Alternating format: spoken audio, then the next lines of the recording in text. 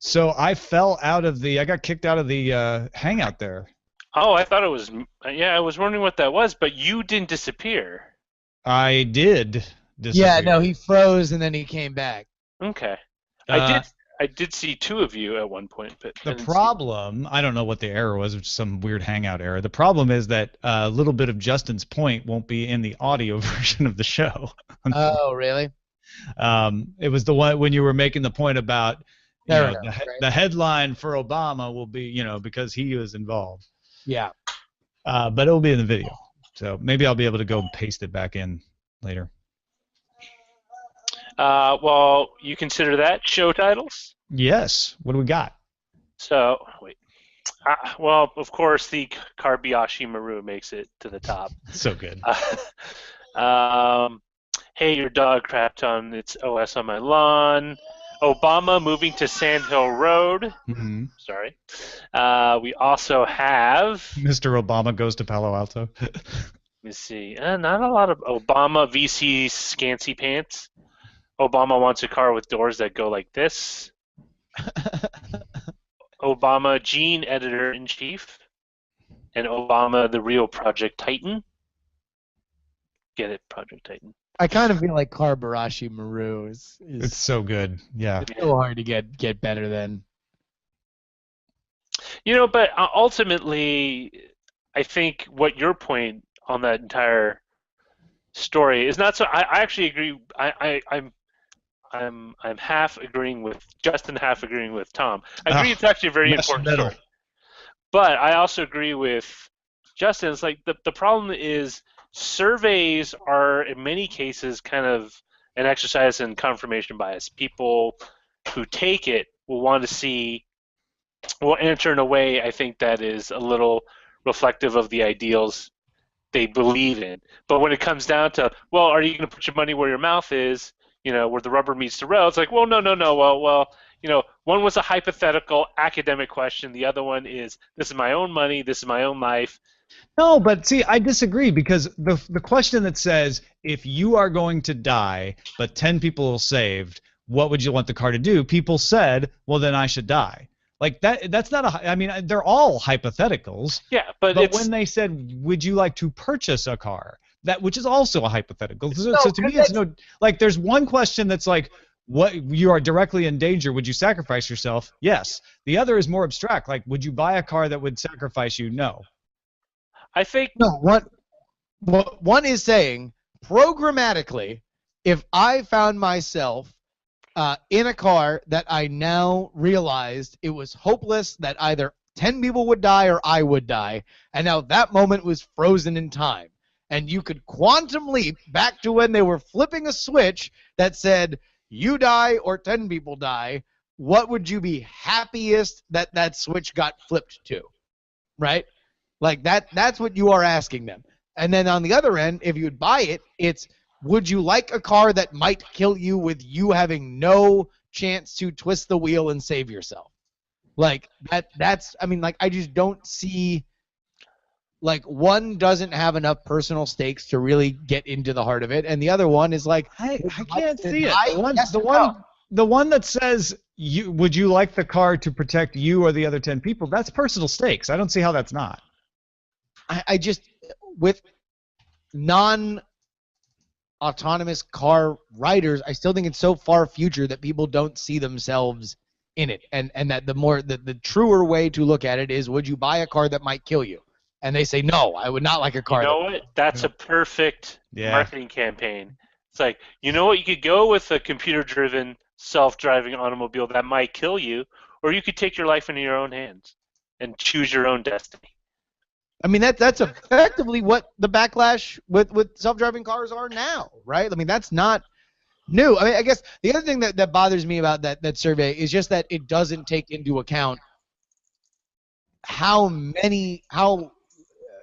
no matter whether or not there's some eventual kill switch of like, all right, eventually we're going to decide that 10 people need to survive so you can live, or so you have the guys who can live, that they are going, hopefully, if we are programmatically putting these things on the road, they will be so much safer, and you will get into so right. No, I get that, but at a certain point, there is going to be, because of the number of situations that these cars will be in, one of these situations, and even if there isn't one yet, there's going to be the possibility of that situation. And so when you're programming the car, you're going to have to make a decision about what the car does in those cases. Like, it's not hypothetical, and yet it is it'll always be hypothetical, because when you're programming the car, you don't know what that situation is, but you have to make the decision there. I mean, I just feel like, Andrew and I always used to joke around that whenever there were like conversations about technology that people were afraid of, that it was like, oh man, like imagine all the hysteria when it was like, oh, that they have full banks filled with human blood. Like, how terrifying, how grotesque. That we always kind of look at it in this weird abstract way that we want to use to terrify us. And it's like, listen, at some point, if self-driving cars are to be successful, which I think that's the larger question, is still, will stuff like this never be able to be outweighed by the safety and convenience and price, and we just never get to a point where we're not worrying about the fact that, like, hey, yeah, you might wind up dying to save people in a self-driving car. Yeah, your car just might explode one day because of some leakage in your gas tank and something like that. Like, there's a million different things on how a car can kill you. We completely ignore the vast majority of them, and I think to poll people on the danger of our cars now, I don't know if even if they are true, I don't know if we would be revealing anything interesting. But I think it's different because nobody intentionally makes a car. They're like, okay, we designed this car to explode 1 out of 1,000,000 times, right? But with self-driving cars, you have to make a programming decision. It's unavoidable. You have to say, like, okay, we have the algorithm will behave either this way or this way. Which way should it behave? That is a real question that has to be answered long before any hypotheticals play out. And so what the survey is doing is like, all right, which one do you want? But which algorithm? The programmer's sitting here. He's ready to write the code. Which way should he write the code? Sure, but I mean, like, at what point is that decision as significant as, well, yeah, if your gas tank ruptures and there's a fire underneath?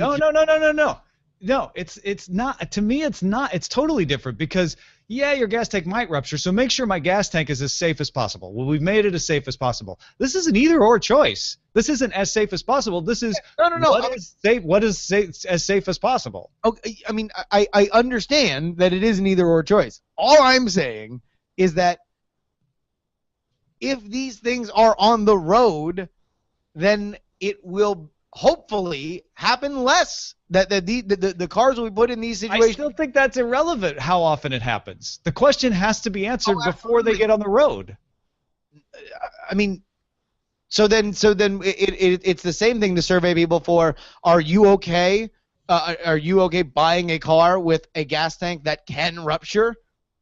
No, nobody's going to build a car with a gas tank that is likely to rupture. No, not likely. Can either or. Right? We're dealing with binaries. But again, that's not the same question.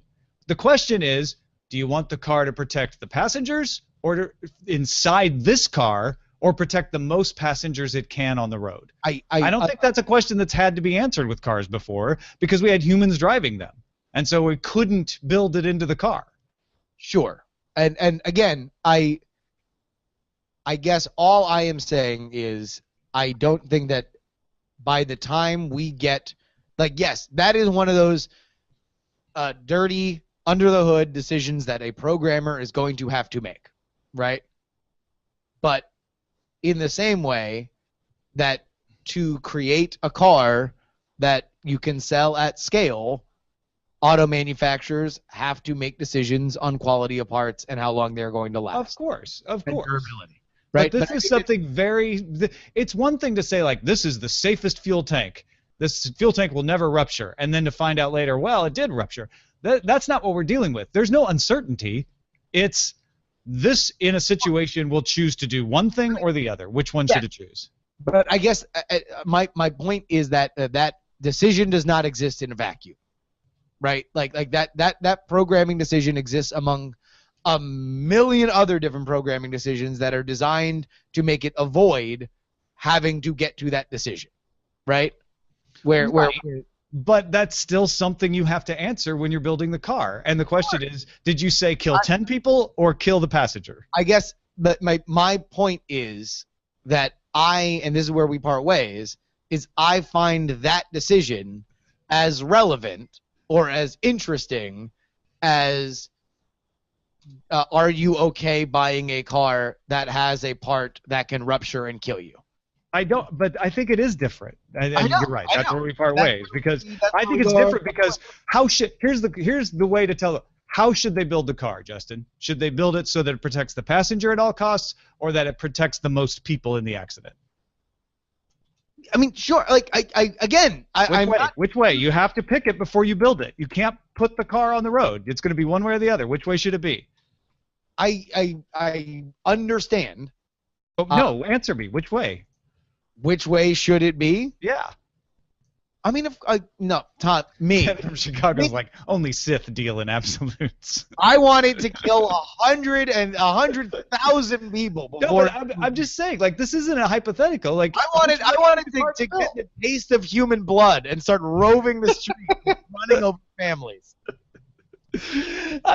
No, but it is a real question. Like, which way should it be built? It's a real question. I'm not saying it's not a real question. I'm saying that when these things will actually matter, it will be an insignificant. So what you're saying is, I don't care which way they build it. It doesn't matter. Build it however you want. No, I'm saying that they will likely build it to save as many people as possible, right?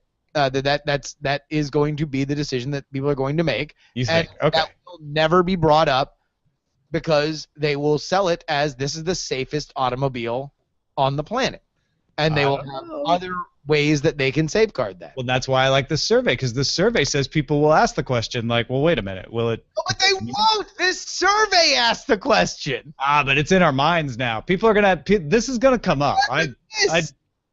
This is gonna be like, so is this the one that protects me or the most people? And there's gonna be some, unless there's a law, there's gonna be some company that's like, oh, we're selling you the one that protects you. Don't worry. I mean, I guess I just don't, like, we are now talking about it because it was in a survey, right? Because they came up with a moral conundrum. All right, chicken and egg, you're right.